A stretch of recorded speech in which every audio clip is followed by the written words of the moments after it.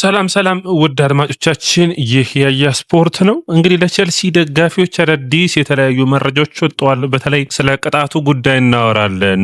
የሚካኤሎ ሙድሪክ ወደ ጨዋታ መመለስንም በሚገባ የምናየው ይሆናል። እንዴት አገኛችሁት ውድ አድማጮቻችን? የእናንተን አስተያየትና ኮሜንት የምጠብቅ ነው የሚሆነው።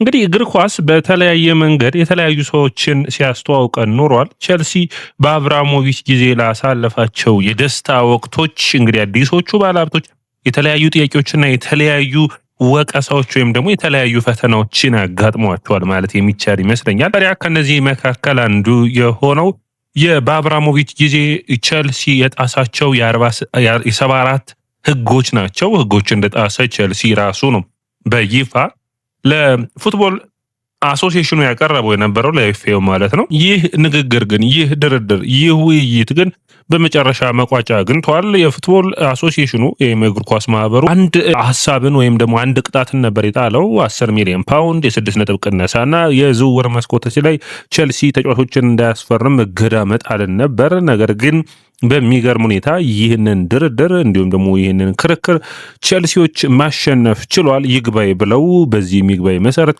የ6 ነጥብ ቅጣት የሚጣለው የነበረው ሙሉ በሙሉ ቀርቷል። ይህ በጣም ጥሩ የሚባል ሁኔታ ይመስለኛል። ወደ አድማጮቻችን ሌላኛው የሆነው እንግዲህ የዝውውሮች እገዳን ነው የነበረው።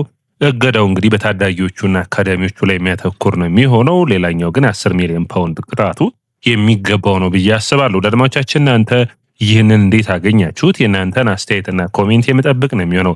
ሁለተኛው መረጃችን የሚሆነው ሚካኤሎ ሙድሪክን ይመለከታል። ሚካኤሎ ሙድሪክ ሚሼል በሚገርም ሁኔታ እንግዲህ ከእግር ኳስ ቀራቀ 20 ወራት አልፈዋል።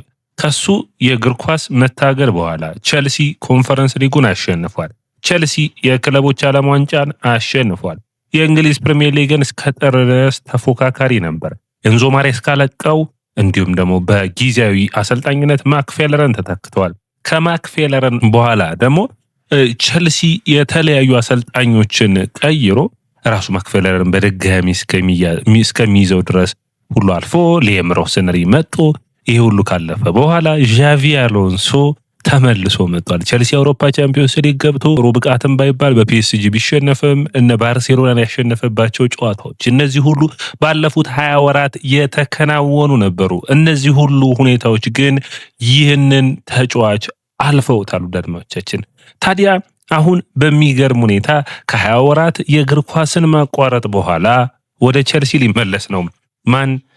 ሚሼል ወይም ሚካኤሎ ሙድሪክ ከሻክታር ዶኔስክ በወቅቱ ሲፈርም በብዙ ሁኔታዎች የተጠበቀ የነበረው የ7 ዓመት ኮንትራትን የፈረመው አሁንም ኮንትራቱ ገና 5 ዓመታቶች የሚቀሩት ይመስላሉ። አድማጮቻችን ማለትም ቼልሲ 2031 እና ተጨማሪ 1 ዓመት ማራዘም ስለሚችል ይህ ተጫዋች ታዲያ ቅጣቱ ሜሎዲየም የሚባል ንጥረ ነገር ወስዳል በሚል ለ4 ዓመት ነበር የተቀጣው። እንግዲህ ጥሩ ስራ የሰራው ተጫዋቹ ከፖል ፖግባ ኤጀንቶች ይህንን ክርክር ካሸነፉት ጋር አብሮ ሰራ። ታዲያ በመጨረሻም እንግዲህ እንዴት ሆነ የሚል ነው። እንግዲህ ካሲከስ አላየንም አይደለ? እንዴት እንደዚህ አይነት ሁኔታዎች ተፈጠሩ የሚል ነው። በሚገርም ሁኔታ የፖግባ የሌሎችም የምታውቁት እንግዲህ ሆን ብለው እንዳላደረጉት የሚያሳይ ለካስ ወይም ደግሞ ለገላጋይ ፍርድ ቤቱ ማቅረብ ነው። ነገር ግን የሚካኤሎ ሙድሪክ የሚያሳዝን ሆኖ አግኝቼዋለሁ። ሜሎዲ የምንጥረ ነገሩ መጠን አለውና ያንን መጠን ወይም ደግሞ የወሰዱ የሚል ነበር። አሁን መጠን ተቀምጦለታል። ሚካኤሎ ሙድሪክ ከዛ ከመጠኑ ዝቅ ያለ ስለሆነ በአዲሱ ሕግ መሰረት ተቀጭነት የለውም። ስለዚህ ቅጣቱ ከዚህ በኋላ የሚነሳ ይሆናል የሚል ነው። ለመጨረሻ ጊዜ በኖቬምበር 2024 ነበር ሂድኔም ጋር በተካሄደው የኮንፈረንስ ሊግ ጨዋታ ላይ ሚካኤሎ ሙድሪክ የተሰለፈው። 20 ወራትን ያለ እግር ኳስ አሳልፏል። ምን ያክል በአእምሮ ዝግጁ ነው? በአካል ብቃቱ ምን ያክል ዝግጁ ነው? ገንዘቡ ረገድ ራሱ በጣም የተጎዳ ነው። አድማጮቻችን ኢሜጅ ራይት የሚባለው ወይም ደግሞ አንዳንዴ በእግር ኳስ የምስል መብትን በሚመለከት ፍርድ ቤት ሁሉ እየተመላለሰ እንዳለ ይታወቃል። እንግዲህ አሁን ግን መፍትሄ የሚያገኝ ይሆናል ብዬ አስባለሁ። ምክንያቱም በወቅቱ ከአንድ ድርጅት ጋር ተፈራርሞ ነበር። ነገር ግን በንጥረ ነገሩ ምክንያት ይህ ተጫዋች እንግዲህ ድርጅቱ ከዚህ ተጫዋች ጋር መያያዝ አይፈልግም። ኮንትራቱን ሲቀድ ታዲያ በቅድሚያ የምንከፍልን ገንዘብ ኮንትራት እናቋርጣለን በሚል ነበር ክርክሮቹን ያሳለፈው። እንግዲህ የቼልሲን ስብስብ ለመቀላቀል ወደ ሆንግ ኮንግ የሚያቀና ይሆናል ለአዲስ የውድድር ዓመት። ይህ ግን ትንሽ የሚያስቸግር ይሆናል ብዬ አስባለሁ። ሚካኤሎ ሙድሪክ እንግዲህ በ21 ዓመቱ እንኳን የ18 ዓመት ወጣት ተጫዋች የሚመስል ነው። ጉዳቶች አጋጥሞት አያውቁም። በአካዳሚዎች የወጣት ተጫዋች አይደለም። ይህንን መታሰብ የሚያስፈልገው ነው የሚሆነው። ሌት ብሉመር የመሆን እድል ሊኖረው ይችላል። እንግዲህ የቼልሲ ደጋፊም ብዙዎቻችን የምናስበው ይህን ሊሆን ይችላል። ማለትም አንዳንድ ተጫዋቾች 26 ላይ ጀምሩና በኋላ እስከ 36 እስከ 38 ድረስ ይቀጥላሉ። በታዳጊ እድሜያቸው ደግሞ ብዙ ጨዋታዎችን የተጫወቱ እንደ ራሂም ስተርሊንግ ያሉ ደግሞ በአጭር ጊዜ ጨዋታዎችን ሲያቋርጡ ወይም ደግሞ ብቃታቸው ዝቅ ሲል ያየነው በእግር ኳስ እንዳለ መረሳት የለበትም። ታዲያ ሚካኤል ሙድሪክ ቀስ ብሎ ወደ ዛሪት የሚመጣ ይመስለኛል። ነገር ግን የግራው መስመር አሊያንደር ጋርናቾ ምንም እንኳን ክለቡን ቢለቅም አሁንም ቢሆን ሞርጋን ሮጀርስ፣ ባይኖ ጊተንስ፣ ጆቫኒ ኩንዳ በዛ ቦታ ላይ መጫወት ይችላሉ። ስለዚህ ለዚህ ተጫዋች ምን መፍትሄ ያስፈልገዋል የሚል እንግዲህ ትልቁ የቼልሲ ኃላፊዎች የቼልሲ ስፖርቲንግ ዳይሬክተሮች ውሳኔ መወሰን ያለባቸው ይመስለኛል። ወደ አድማጮቻችን እናንተ እንዴት ታስቡታላችሁ? ይህ ተጫዋች ቼልሲን ይልቀቅ ወይስ በቼልሲ ይቆይ? የእናንተን አስተያየትና ኮሜንት የምጠብቅ ነው የሚሆነው። ነገር ግን አንድ ሐሳብና አንድ ሂደትም መነሳት የሚጠበቅበት ነገር ያለ ይመስለኛል። አንደኛ በእኔ እይታ ተጫዋቹ ወደ ስትራስቡርግ በውሰት ቢያቀና በጣም ጥሩ ነው ብዬ አስባለሁ።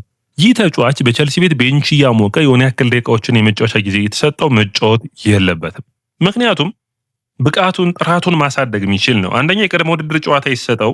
በቅድመ ውድድር ጨዋታ በሚያሳየው ብቃት ምን ያክል የመፋለም ብቃት ይኖረዋል የሚል ነው እንግዲህ አንዱ ትልቁ ጥያቄ የሚሆነው። በዛም ብቃቱን የተጫዋቹን ፐርፎርማንስ ማየት የሚያስፈልግ ይሆናል ብዬ አስባለሁ። ሁለተኛ የሚሆነው ግን ቼልሲ ወደ ስትራስቡርግ በውሰት ከላከው ምርጥ ብቃቱን ካሳየ በ6 ወር መመለስ ይቻላል። ያለበለዚያ ጉዳት የሚያጋጥማቸው ከሆነ ተጫዋቾቹ ማለት ነው። በእኔ እይታ እንዲሁ ከጊተንስ ሚካኤል ሙድሪክ ሊሻል ይችላል። ነገር ግን ፖግባ ከ18 ወራት ቅጣት በኋላ ሲመለስ ያየሁት ፖግባ በጣም የሚያሳዝን ነው የታየኝና ትንሽ እግር ኳስ ከጉዳት ብቻ ሳይሆን ፖግባ ጉዳትም ነበረበት። ነገር ግን አሁንም ጉዳት ነው እያስቸገረው ያለው። ሚካኤል ሙድሪክ የጉዳት ችግር የለበትም። ነገር ግን እግር ኳስን በሚገባ የመጫወት ፐርፎርማንስ ይኖረዋል ወይ? ያንን ሪትም ለማምጣት ደግሞ በተደጋጋሚ መጫወት የሚያስፈልገው ይሆናል ብዬ አስባለሁ። እንግዲህ ከዚህ በፊት ኮሎቱሬ እንዲሁም ደግሞ ኦናና ከቅጣት መልሶች ጥሩ ፐርፎርም ያደረጉ ተጫዋቾች እንደነበሩ መረሳት የለበትም። ሌላኛው መረጃ የሚሆነው እንግዲህ ቼልሲ የማቲያስ ፈርናንዴዝ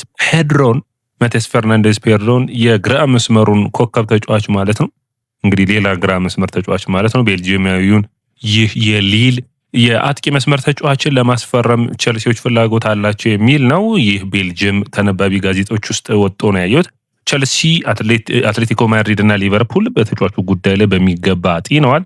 ነገር ግን ውሳኔው የሚጠበቅ ነው የሚሆነው። ታዲያ ይህ ሜትር ከ88 ቁመቱ የሚረዝመው በተለይ ከመስመሮች እየተነሳ በተለይ ደግሞ አጥቂ መስመርን ተጫዋች መሆን የሚችል ይመስለኛል። እንደ ጆ ፔድሮን በግራ መስመር ላይ ሲሰለፍ የምታስታውሱት ጊዜያቶች አሉ፣ በብራይተን እንዲሁም በሌሎች ቦታዎች በተለይ በዋትፎርድ። ታዲያ ይህ ተጫዋችም አስደናቂ ብቃት አለው። ቼልሲ ተጫዋቹን ይፈልጋል። ነገር ግን ቼልሲ አሁንም የግራ መስመሩ ጉዳይ ትንሽ አስቸጋሪ የሚሆን ይመስለኛል። ወደ አድማጮቻችን እናንተ እንዴት ታዩታላችሁ? እንግዲህ ወሳኝ ነው የሚሆነው። ሌላኛው እንግዲህ ኤንዞ ፈርናንዴዝን በሚመለከት ፓስቶሬ ወደ አውሮፓ ተመልሷል። ከቼልሲ ጋር ንግግሮችን የሚያደርግ ይሆናል። ወሳኝ ንግግሮችን የሚያደርጉ ይመስለኛል። ምክንያቱም ይህ ወሳኝ ንግግር የኤንዞ ፈርናንዴዝ በቼልሲ ቤት የመቆየትና የመልቀቅ ሂደቱን የሚወስን ይሆናል ብዬ አስባለሁ። ወደ አድማጮቻችን ሌላኛው መረጃ የሚሆነው ኮሞ ከቻሎባ ጋር ንግግሮችን ያደረጉ ነው የሚገኙት። አሁንም በባለፉት ቀናቶች ሀሳብ እንዲሁም ደግሞ መረጃዎች እንደነገርኳችሁ ከጣሊያን የሚወጡ መረጃዎች ተጫዋቹ ሊጠናቀቅ ነው ይላሉ። ፋብሪዚዮ ሮማኖ ነው አሁን ደግሞ በሚቀጥለው ሳምንት የኮሞ ተጫዋች ቻሎባ ይሆናል የሚል መረጃ ነው ያወጣው። ነገር ግን ይህ ተጫዋችና ንግግሮቹ መፍትሄዎቹ ምን ይሆናሉ የሚለውን በሚገባ ይታያል። ምክንያቱም ኮሞ ወሳኝ የሚሉትን ጥያቄ ለማቅረብ ያስባሉ። ያ ድርድር በተለይ ደግሞ የላኳ መምጣት ይህንን ተጫዋች ሙሉ በሙሉ ከስብስቡ የሚያርቀው ይሆናል ተብሎ የሚታሰብ ነው የሚሆነው። ውድ አድማጮቻችን ሌላኛው መረጃ የሚሆነው እንግዲህ ቼልሲ በዚህ የዝውውር ወቅት በተለይ በአንዳንድ ተጫዋቾቹ ላይ የሚለቃቸው ተጫዋቾች ላይ ፈጠን ያለ እንቅስቃሴ ለማድረግ ሙከራዎችን እያደረገ ይገኛል። እንግዲህ ዴሳሲና ባዲያሽል ዋሳኞቹ ተጫዋቾች ነው የሚሆኑት። ባዲያሽልን በሚመለከት ተጫዋቹ ኤጀንቱ ከናፖሊ ጋር ድርድሮችን እያደረገ ነበር ከ15 እስከ 20 ሚሊዮን ፓውንድ።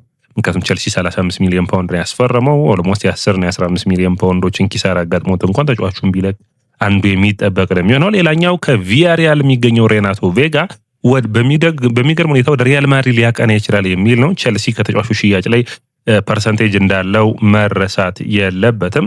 እንግዲህ ሌላኛው የጆርዳን ሄንደርሰን እና እንዲሁም ደግሞ የዌልቤክ ዝውውሮች በሚቀጥሉት ቀናቶች ይፋ የሚሆን ይሆናል። ወደ አድማቻችን ይህ ያያ ስፖርት ነው። የስፖርትን ላይክ፣ ሼር፣ ኮሜንት፣ ሰብስክራይብ ማድረጋችሁን አትርሱ።